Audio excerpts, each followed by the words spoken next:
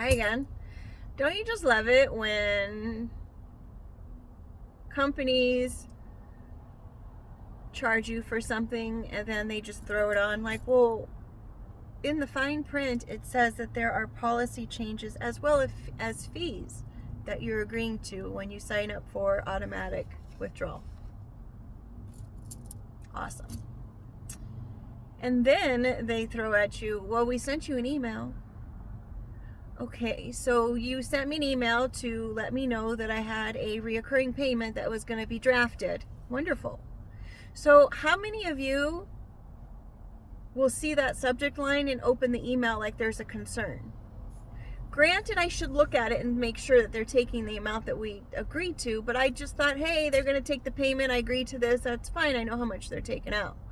It was a double payment of like a total of almost $700.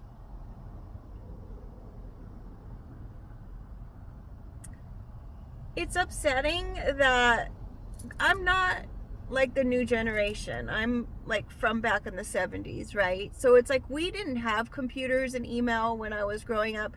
And I'm not trying to make an excuse for it because they did give me emails to let me know. The thing is,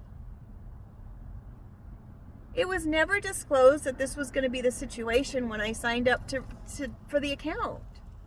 It was never disclosed that I was going to be making a double payment. It was never disclosed that I owed anything other than the premium. And so that's upsetting because she had me on the phone. We talked about it. Oh yes, and I asked for an audio of that phone call. So I'm hoping that I'll be able to get that. So I'm perplexed. How are they allowed to do this? Now, mind you, the customer service guy was super nice, super patient, and that really just made the whole experience that much more tolerable because it was like, yeah, granted he was doing his job and he can only stick to his policy or whatnot, but he was so kind and so patient, as I said. He offered if we wanted to go ahead and cancel everything altogether, and I'm like, well, no, because now I'm not covered, so I can't do that, and that's not the responsible thing to do, right? So if it's like, if I cancel and I don't have insurance, then it's like, I can't drive around without insurance. I have insurance to protect other people. It's like, if I crash my car, whoops, I crashed my car, I've taken the bus before.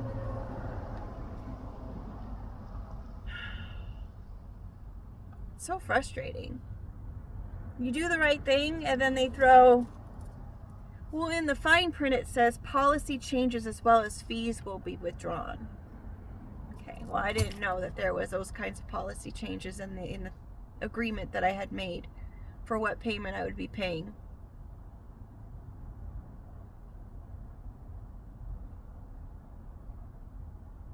They really shouldn't have things set up for, I guess, just all email. Granted, there's options for mail, but my mail takes an extra week for it to get here because I'm in a protected program. So it's like, I'm darned if I do and I'm darned if I don't. I just wish it would have been mentioned up front. That's my whole gripe. So that's my question. Why wasn't it discussed in the very beginning of our phone call that this is how much I should expect to have to pay on that first withdrawal? I don't understand. It sets everything else onto a horrible course, which ended up being all right because the guy was so nice, and now I know that there's a nice person existing in the world, but still, she should have mentioned. I have her name. I'm going to let them know. I'm going to give a compliment and I'm going to give a constructive criticism that maybe they can really just remove that little hiccup and an extra hour and a half of my time that I had to spend on the phone discussing the matter. With that said, guys, make it a great day because honestly, there is something good out of every situation. That's my truth and I'm sticking to it. Take care.